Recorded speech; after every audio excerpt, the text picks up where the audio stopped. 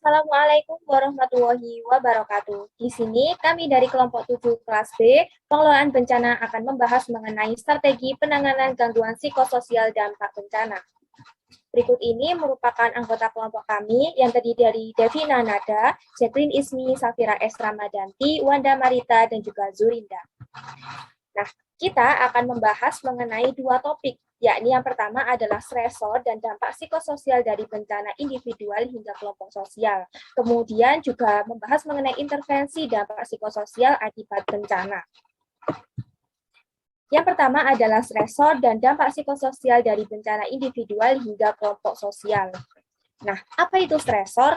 Nah, jadi stresor itu adalah faktor-faktor dalam kehidupan manusia yang mengakibatkan terjadinya respon stres. Stresor dapat berasal dari berbagai sumber, baik dari kondisi fisik, psikologis, maupun sosial, dan juga muncul pada situasi kerja, di rumah, dalam kehidupan sosial, dan juga lingkungan luar lainnya. Nah, istilah stresor diperkenalkan pertama kali oleh Sally dalam RISE 2002.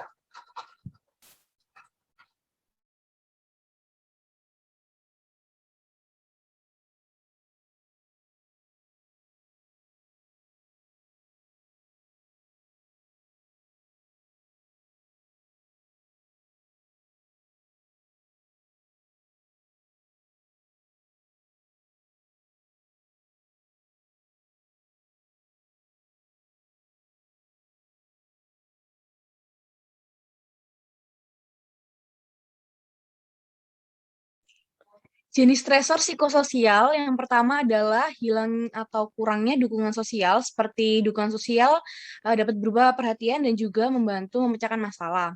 Yang kedua ada kerusakan sumber daya fisik, contohnya seperti kehilangan harta benda dan melihat lingkungan rusak akibat bencana. Yang ketiga ada komposisi keluarga, kehilangan anggota keluarga atau menyaksikan anggota keluarga meninggal pasca bencana. Dan yang keempat adalah kondisi stres anak, seperti dengan contoh mengasuh anak yang mengalami stres pasca bencana membutuhkan tenaga dan kemampuan yang lebih dari seorang caregiver karena stresor yang dihadapi menjadi bertambah jumlahnya. Yang kelima ada usia. Untuk kelompok yang rentan mengalami stres pasca bencana adalah anak-anak, remaja, dan lansia. Semakin tua usia seseorang memiliki resiko lebih besar menderita dampak morbiditas atas bencana baik fisik maupun psikis.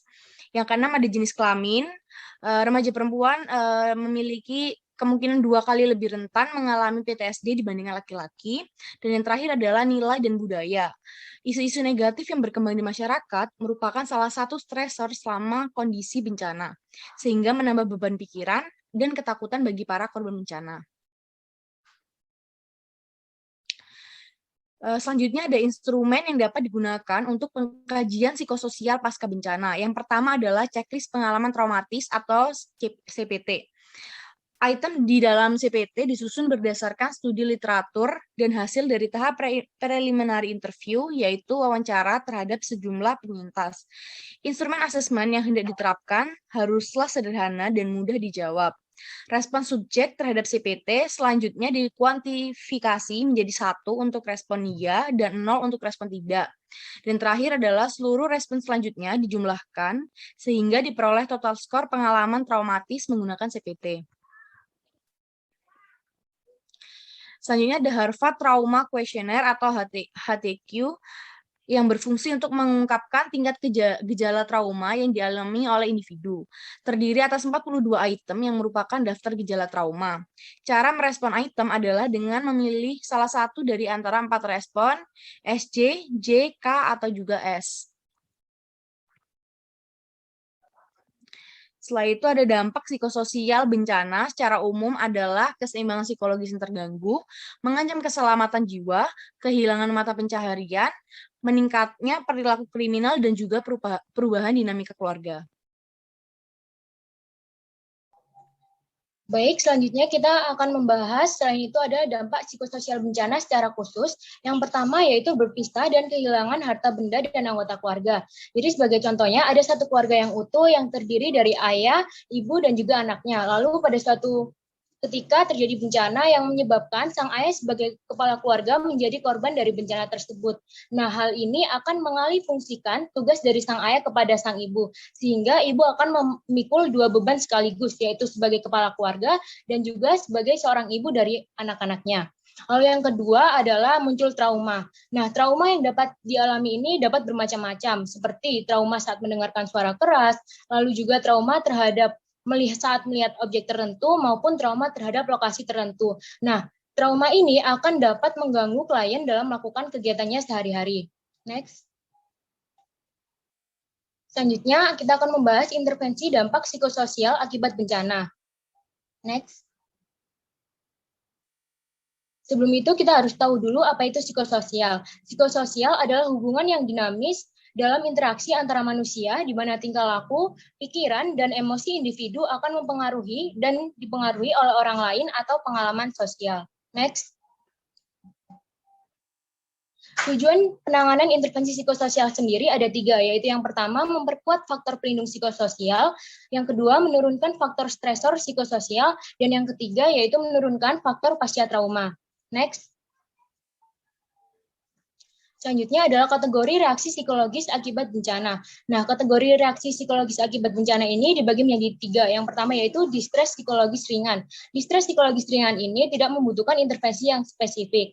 Lalu yang kedua yaitu distres psikologis sedang. Distres psikologis sedang ini membutuhkan dukungan psikososial untuk natural recovery. Lalu sedangkan yang ketiga yaitu distres psikologis berat. Distres psikologis berat ini membutuhkan dukungan mental dan juga penanganan oleh mental health profesional.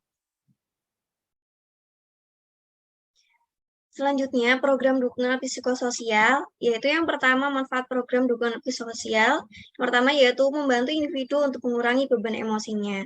Kedua, mengembalikan fungsi sosial individu di dalam lingkungannya.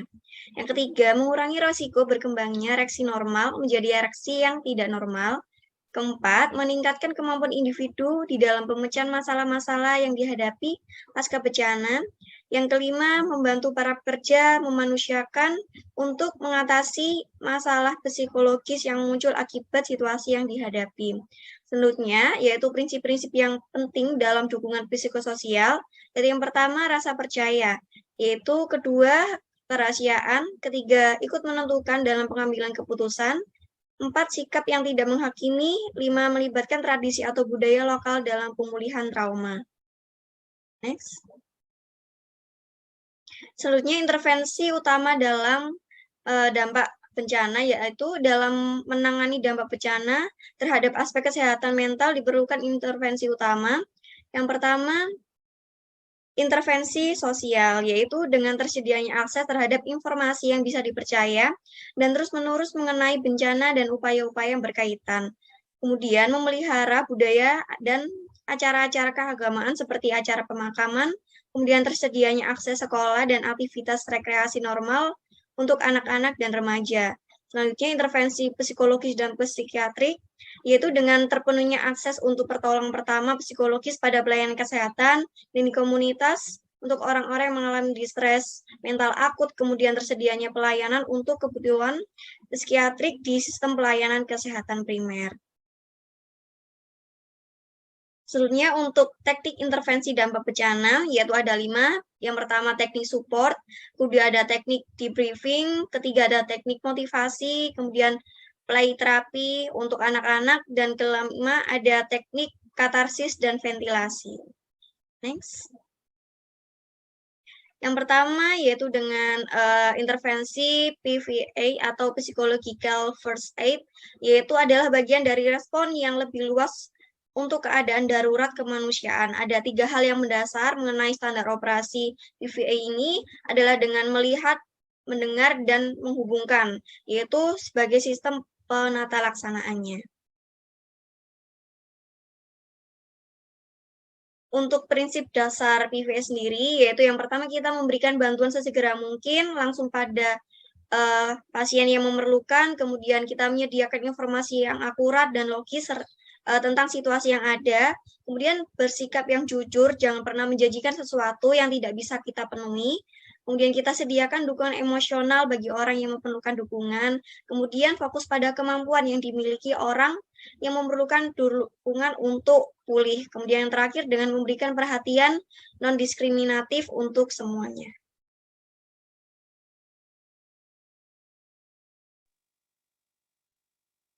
Selanjutnya adalah teknik untuk mengurangi stres dan cemas bagi korban bencana. Bisa dengan melakukan istirahat dan rekreasi untuk mengalihkan perhatian para korban bencana terhadap bencana yang sudah mereka alami, kemudian melakukan ventilasi, yaitu mengizinkan pekerja bantuan dan penyintas untuk berbicara tentang pengalaman dan perasaan mereka melalui debriefing dan debriefing.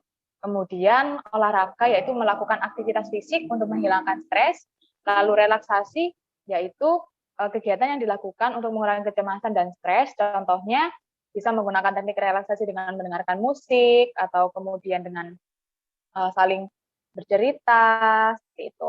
Lalu ekspresif, yaitu menciptakan sebuah narasi baru tentang peristiwa mengerikan yang baru saja dialami oleh para korban, dan memulihkan rasa kontrol.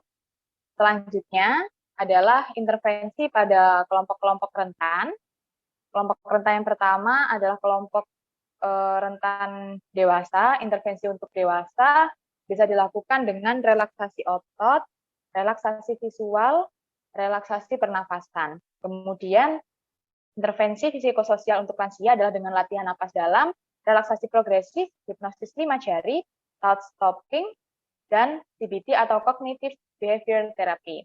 Lalu kelompok rentan selanjutnya adalah anak-anak, bisa dilakukan intervensi dengan sensor tubuh, menghirup bunga, teriakan penghalau singa, mengeluarkan racun, doa dan sholawat, menyanyikan lagu, dan membentuk benda.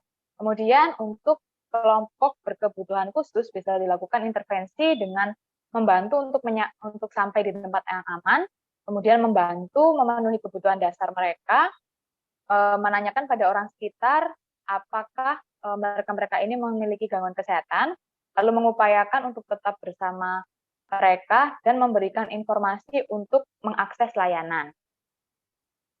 Selanjutnya, kelompok rentan yang selanjutnya adalah orang dengan resiko diskriminasi dan kekerasan.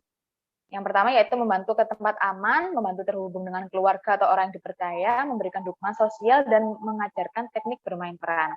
Lalu intervensi untuk ibu hamil adalah memberikan konseling kepada wanita hamil tentang stres, kemudian memberikan dukungan penuh, dan memberikan kalimat yang positif, lalu memberikan kegiatan aktif untuk mengurangi kecemasan, serta memberi dukungan emosional.